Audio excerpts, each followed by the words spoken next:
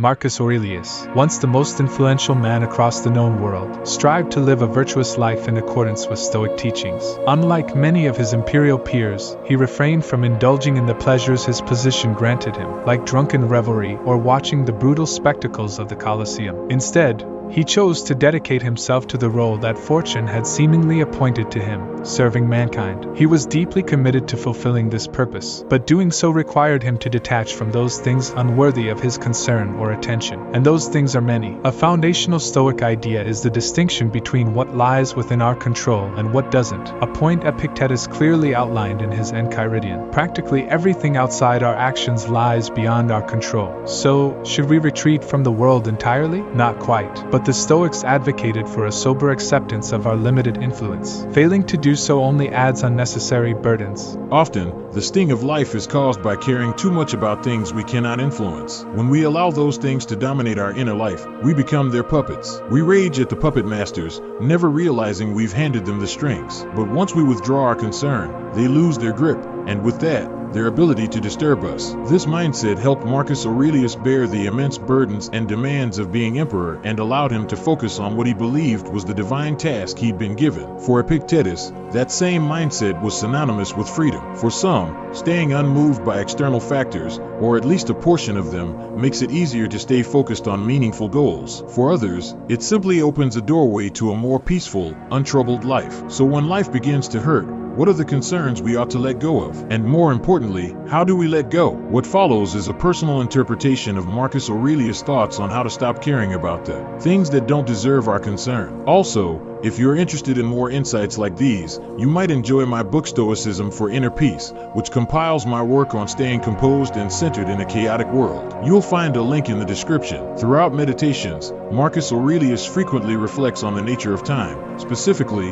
the future, the past, and the present. He offers valuable insight into how we often care too much, in the wrong ways, or about the wrong things. For structure's sake, let's explore these reflections in 3 parts, starting with the future. Seneca once remarked, "We suffer more in imagination than in reality," meaning our suffering stems not from events, but from our thoughts about them. Especially with regard to the future, our minds often spiral, fabricating endless hypothetical outcomes, most of which will never unfold. We overprepare, worry, and tremble at the sheer uncertainty of what may lie ahead. Sometimes, yes, the future plays out just as we expect, but more often, we're blindsided by what fortune has in store. Imagine preparing your entire life for a well-earned retirement, only to be diagnosed with terminal cancer just before your first day of freedom. That's the sort of unpredictability that feeds constant anxiety. The best might happen, but so might the worst. What if World War III begins? What if I lose everything? These are legitimate possibilities, but as long as they aren't part of the present,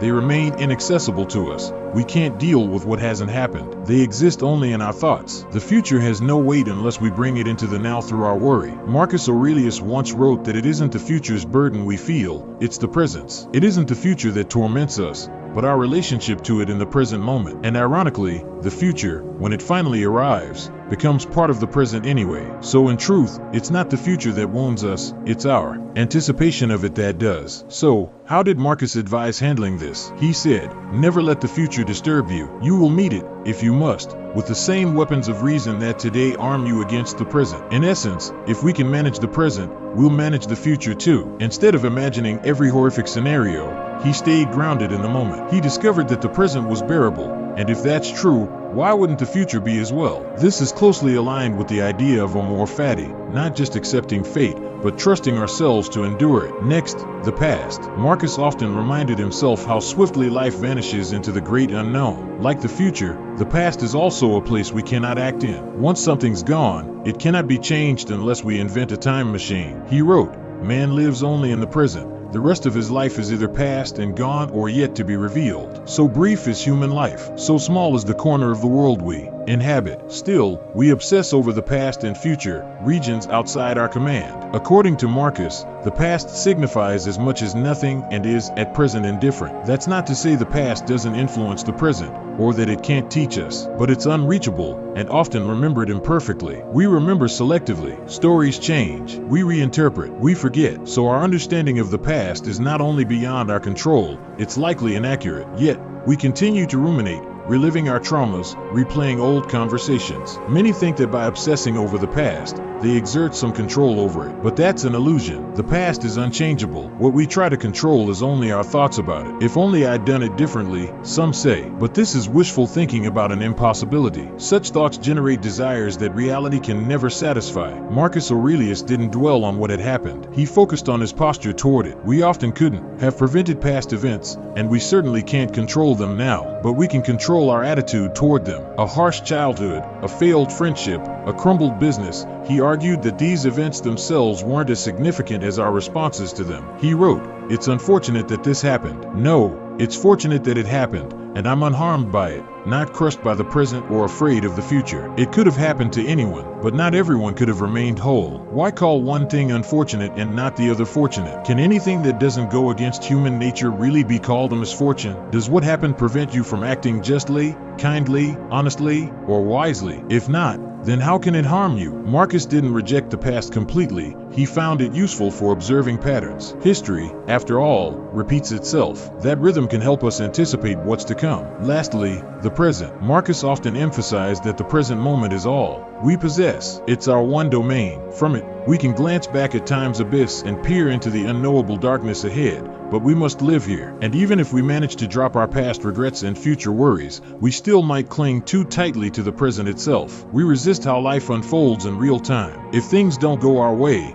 we spiral into frustration, sorrow, or despair. But as Marcus saw it, being emotionally thrown by fortune's whims is pointless. We don't control how the world behaves, only how we respond. When we rage or despair because things aren't how we want them, we set ourselves up for suffering. Marcus compared this to pigs squealing as they're sacrificed, useless resistance against what is. We can't stop wars. We can't stop earthquakes. We can't prevent aging. Nor can we force the universe to give us what we crave. We're not promised love, wealth, or fairness. Still, we resist what we cannot change, and this resistance becomes our torment. Or, on the flip side, we cling to the moment, so desperate to preserve it, we become its slave. Ensnared by all we cannot command, we lose sight of what is within our grasp, our choices, our values, our actions. Marcus believed we should follow nature's law. To grieve, rage, or flee from it is to live in rebellion against reality itself. In Meditations, he advises, treat what you don't have as non-existent. Look at what you do have and imagine how much you desire it if it were gone. But beware, not to treasure it so much that losing it would devastate you. Acceptance is difficult, especially in the face of repeated hardship.